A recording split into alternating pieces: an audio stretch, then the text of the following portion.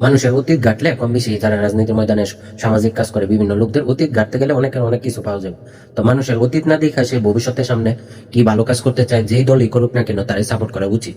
এবং সে যেই দলের সদস্য হোক, সভাপতি হোক, যে কোনো পর্যায়ের হোক বা নেতা হোক খ্যাত হোক, সে আগে হয়তো ধরেন বাজে ব্যবসা করতো, বাজে কিছু করতো, বুঝে নাই শয়তানের তাড়নায়, হয়তো রিজিকের তাড়নায় বুঝতে পারে নাই, শয়তানের ধোঁকায় পড়ে খারাপ কিছু করছে।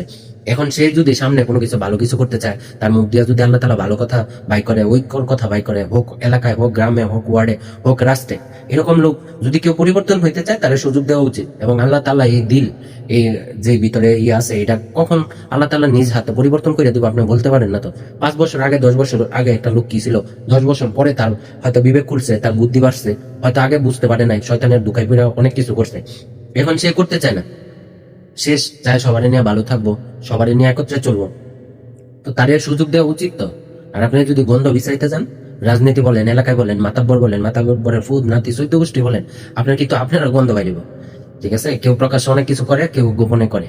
তো সুযোগ দেওয়া উচিত, সাপোর্ট করা উচিত। কেউ ভালো কাজ করতে চাইলে সমাজে, গ্রামে, ওয়ার্ডে, রাষ্ট্রে তার সুযোগ দেওয়া উচিত।